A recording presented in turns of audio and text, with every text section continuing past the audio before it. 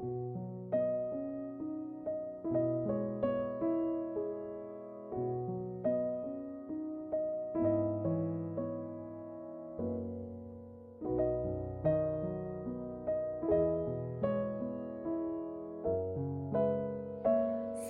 pagi saudara yang terkasih, salam damai sejahtera bagi kita sekalian. Pada pagi hari ini kita kembali merenungkan firman Tuhan yang terambil dari Lukas pasal 17 ayat 17 sampai 19. Demikian firman Tuhan untuk kita. Lalu Yesus berkata, "Bukankah ke-10 orang tadi semuanya telah menjadi tahir? Di manakah yang 9 orang itu? Tidak adakah di antara mereka yang kembali untuk memuliakan Allah selain daripada orang asing ini?" Lalu ia berkata kepada orang itu, "Berdirilah dan pergilah, imanmu telah menyelamatkan engkau." Saudara yang terkasih dalam Yesus Kristus, firman Tuhan pada pagi hari ini kita angkat dalam satu sorotan tema keluarga yang selalu bersyukur. Saudara, bersyukur atau berterima kasih bukan perkara asing dalam budaya kita di Indonesia. Sejak dari kecil kita diajari untuk mengucapkan terima kasih atas kecil apapun bantuan dan pemberian yang kita terima. Masalahnya, bagaimana kita dapat bersyukur kepada Allah jika kita tidak merasa menerima sesuatu darinya? Kata merasa inilah yang menutupi mata kita sehingga hidup ini serasa hanya buah dari segala upaya kita. Singkatnya, kita merasa mendapat sesuatu itu dari hasil upaya kita dan bukan dari Allah. Itulah yang menghantar kita pada sikap tidak perlu bersyukur kepadanya. Jangankan bersyukur, kita malah sering memilih dan jatuh pada sikap memprotes penuh gerutu karena merasa tidak mendapat kepuasan dan tidak mendapat apa-apa dari Tuhan. Saudara, pertanyaannya, benarkah kita tidak mendapatkan apa-apa dari Tuhan? Bagaimana dengan keselamatan yang hanya bisa dikerjakan oleh Kristus bagi kita semua? Saudara, Lukas pasal 17 ayat 17 sampai 19 seperti yang kita baca, setidaknya mewakili gambaran umum kita sebagai manusia. Diceritakan di dalam bagian teks ini, Yesus menyembuhkan 10 orang kusta. Namun yang kembali untuk mengucap syukur dan berterima kasih kepadanya hanya 1 orang saja. Dan dia yang kembali itu adalah seorang Samaria, seorang asing. Samaria yang punya label negatif di mata orang Yahudi ternyata adalah orang yang mampu berterima kasih. Saudara, jika kita memahami penyakit kusta di zaman itu bukanlah melulu penyakit kulit yang menjijikan sehingga ada sebutan leprofobia. Pada saat itu siapapun yang melihat si kusta akan buru-buru pergi menghindar. Kusta bukan saja penyakit fisik melainkan penyakit sosio-religius. Pada zaman itu kusta dipandang sebagai kutukan.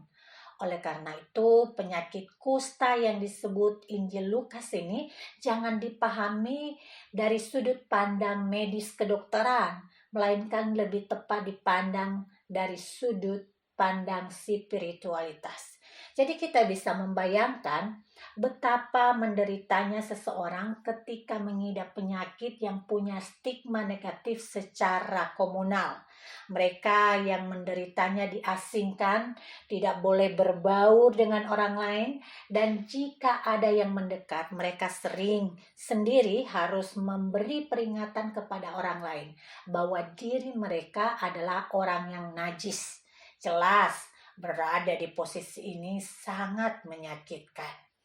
Saudara, dalam perjalanannya menuju Yerusalem, langkah Yesus terhenti oleh teriakan 10 orang kusta yang sedang diisolasi. Mereka berteriak memohon belas kasihannya. "Yesus, Guru, kasihanilah kami." Cara para penderita kusta itu menyapa Yesus tidak biasa. Jarang sekali orang menyapa Yesus dengan langsung memanggil namanya. Dalam konteks ini mereka percaya bahwa dalam nama Yesus itu ada kekuatan, ada kuasa dahsyat, kuasa yang dapat mengatasi kesulitan mereka, ada kuasa penyembuhan, itu yang ada di dalam benak mereka. Saudara, setelah sapaan nama Yesus, mereka berteriak, "Kasihanilah kami." Kata yang dipakai Lukas di sini berkaitan erat dengan kata Ibrani Hanan dan Hesed, yang keduanya bermakna Allah yang penuh kemurahan hati dan belas kasihan. Kata Hanan mempunyai gambaran seperti ibu yang mencintai anaknya. Ia membela, melindungi, mendekap dengan mesra. Mendengar teriakan itu, Yesus terhenti dan sejenak memandang mereka. Melalui pandangannya, Yesus mampu melihat kedalaman hati mereka yang memohon belas kasihan. Ia memandang iman mereka. Atas belas kasihan itu, Yesus meminta mereka, "Pergilah, perlihatkan dirimu kepada imam-imam." Mengapa mereka harus pergi kepada imam? Menurut peraturan yang berlaku pada komunitas Yahudi, para penderita kusta harus menghadap kepada imam supaya kesembuhan mereka dibenarkan dan mereka dapat diterima kembali oleh masyarakat. Karena sekali lagi ini bukan perkara medis, melainkan penyakit sosio-religius. Maka yang punya otoritas bukanlah dokter untuk mengatakan sudah sembuh, melainkan imam-imam yang mengatakan mereka telah tersembuhkan. Saudara, pada waktu Yesus memerintahkan mereka pergi kepada imam, mereka belum tahir.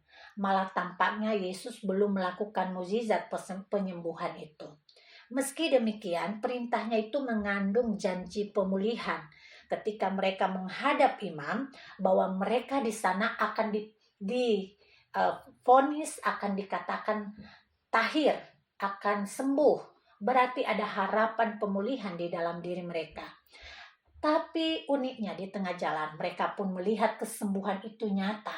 Kesembuhan yang didapat terjadi dalam proses ketaatan pada perintah Yesus untuk mendatangi imam.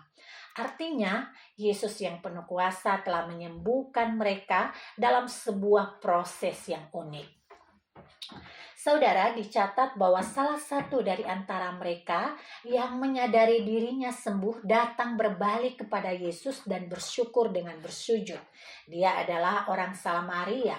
Lainnya, 9 yang lain dari orang Yahudi tidak menyadari diri dan tidak kembali bersyukur. Sampai di sini kita memahami poin masalahnya. Banyak orang menerima yang baik dari Allah, tetapi tidak menyadarinya. Mereka berpikir itu datang secara kebetulan, atau mereka berpikir itu datang karena usaha mereka. Namun berbeda dengan orang Samaria, dengan iman yang memahami betul bahwa kesembuhan itu berasal dari rangkaian tindakan Yesus, sikap Yesus yang menyuruh mereka pergi kepada imam, dan itu adalah sebuah proses yang menghasilkan buah, dan itu sumbernya dari Yesus. Saudara, untuk menjadi keluarga, kita menjadi keluarga yang hidup bahagia, mestinya kita hidup dalam ucapan syukur. Langkah pertama kita adalah menyadari bahwa tanpa Tuhan kita tidak bisa apa-apa. Dengan kesadaran yang demikian, setiap hari kita dapat menghitung berkat-berkat Tuhan yang tidak terkatakan jumlahnya.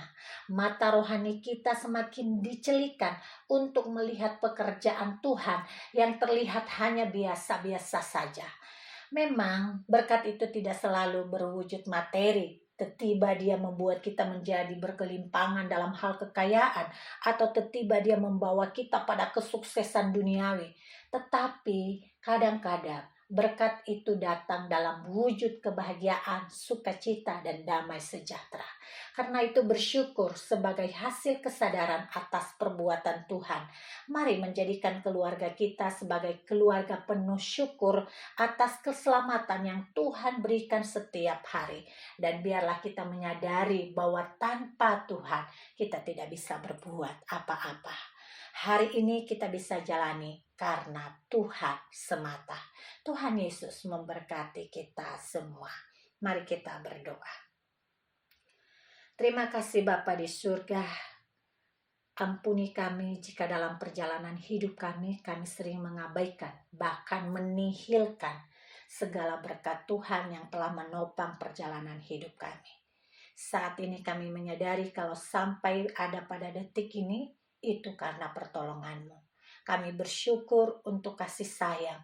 Kami bersyukur untuk semua pertolongan-Mu lewat pemberian-pemberian-Mu yang telah menopang kehidupan kami. Kami bersyukur untuk keluarga yang bisa tertawa.